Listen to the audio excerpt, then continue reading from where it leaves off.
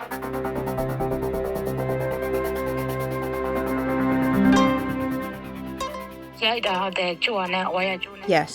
I was beaten with wires, an extension cord, and charging cables. That's the reality here.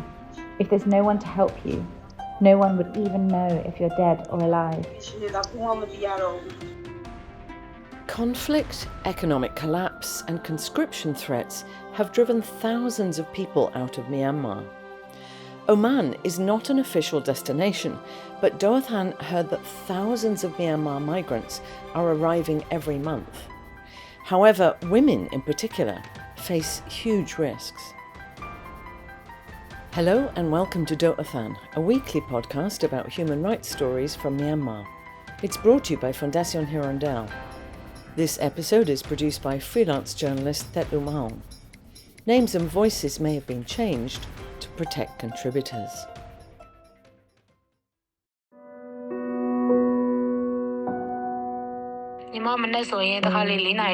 Sometimes I had to wake up at 4 a.m., sometimes at 5. From that moment on, it was non-stop work, and I had no time to rest. Mane Chi knew she was taking a risk in going to Oman, and sadly that risk went wrong. The 23-year-old used to work as a clerk in Shan State, but when her marriage failed, she was unemployed and had a baby to support. In Myanmar's dire political and economic situation, she started thinking about migration.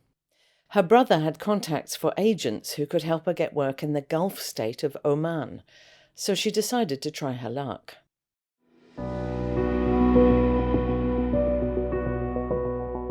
She worked as a domestic helper in one household for a year, but earlier this year she found a job with a middle-class family with 4 children.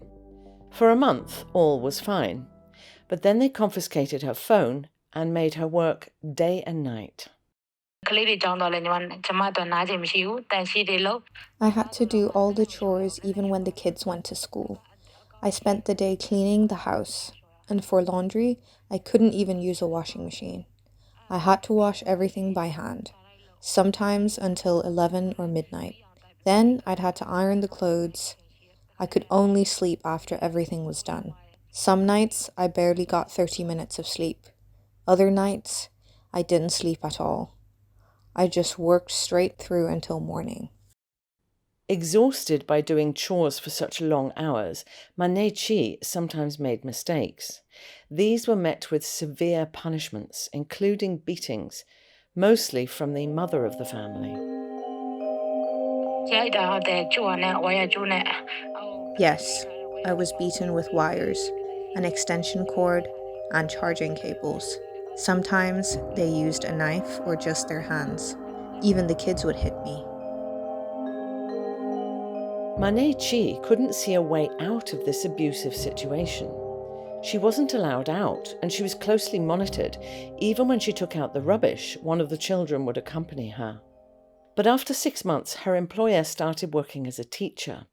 So Mane Chi managed to get out and get help from a Myanmar maid living next door. This woman helped her post a video on Facebook about her experience, and the maid's employer took her to hospital for treatment and then to a police station to file a report. Unfortunately, the police returned Mane Chi to her employer's custody. But fortunately, a woman called Mamethu Jo had seen her Facebook video and was determined to track her down. She searched at 3 different police stations. I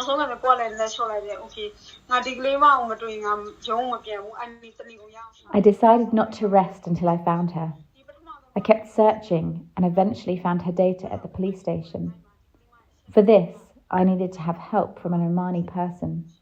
Even though she was badly injured, the police had still sent her back to her employer. Only when we returned and made it clear that this was a serious case did they bring her back to the station. That's the reality here. If there's no one to help you, no one would even know if you're dead or alive. Cases like this happen all the time. Mamethu Jo should know.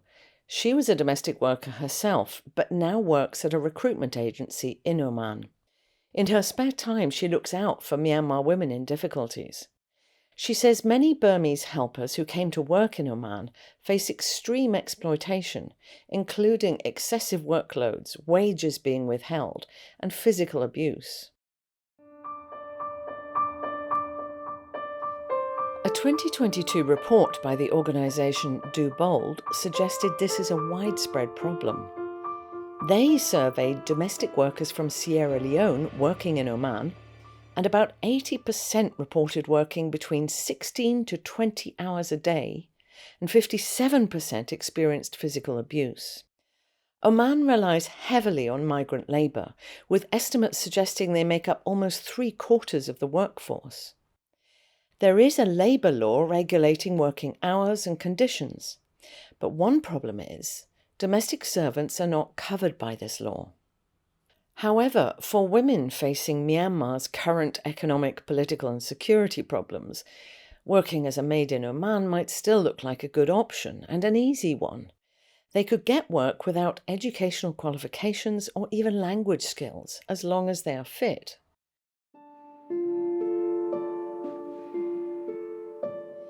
Thet Oo believes there are about 40,000 Myanmar domestic helpers in Oman, and that number has been increasing rapidly in recent months. There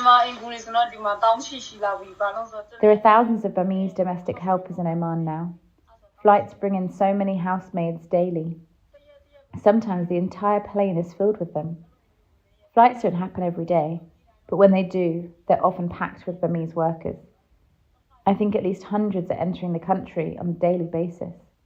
Thet Oo says because of the low qualification bar, some women can't even read or write or use a phone. That leaves them more vulnerable to being exploited by employers. Another problem is that Oman is not an official destination for Myanmar workers, so migrants often have to rely on private agents to get there. Agents are of varying reliability. They also impose high charges to take migrants to Oman to cover travel expenses and compensation fees if the migrants don't stay for the full 2-year contract. Thet Oo says at her recruitment agency, they try and make this clear to people. It's expensive to bring someone here. That's why we always ask if they're sure they can work for 2 years before allowing them to come. It depends on their luck and the agent they choose. That's where things can get different. And what happens when things go wrong with a job? Shwe Myaing is a farmer from Ayeyarwady region, but money problems forced her to leave her husband and 3 children to go and work in Oman. She worked in a house there for 2 years, but only got paid 10 months' salary. At first, they said they'd pay me for all the months at the end of my contract. But when the contract ended, my employer didn't come home or explain anything. I asked the wife, and she said her husband was in the hospital, so they couldn't pay me. I didn't trust them. They couldn't even pay me 80 reals a month regularly. How would they pay me for 10 to 14 months of back wages? That's when I asked Thet Oo for help. Thet Oo and people like her do what they can. But this highlights yet another problem. There's no Myanmar embassy in Oman. Myo, director of the Solidarity Trade Union of Myanmar, or STUM, says resolving labour disputes there is challenging. She says potential migrants should carefully research conditions and not blindly trust agents.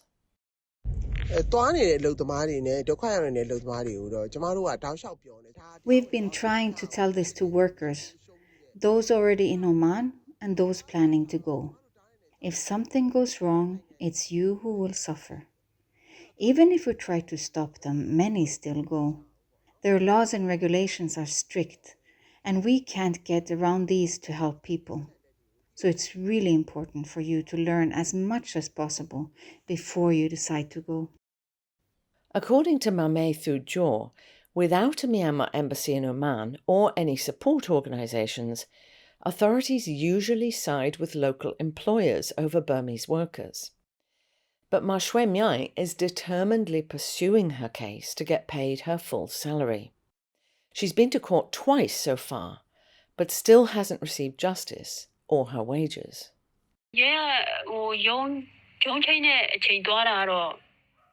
The police said it should be fine to just go to court. But what if it doesn't work out? What else can I do, right?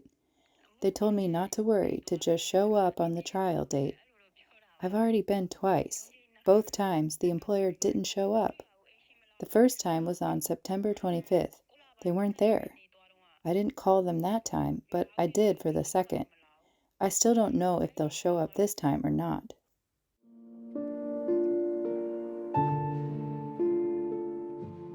Mane Chi also filed a case against her employer, demanding 1,000 Omani rial in compensation.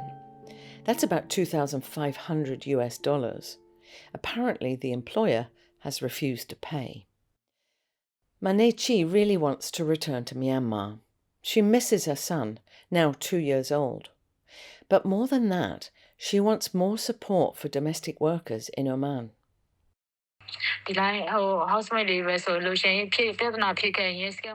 When housemaids face problems and go to the police, it's intimidating. Everyone there is local, and as women, we feel small in those spaces. We often face threats when we speak up. Having an embassy here would make a huge difference, so I want them to come here as soon as possible.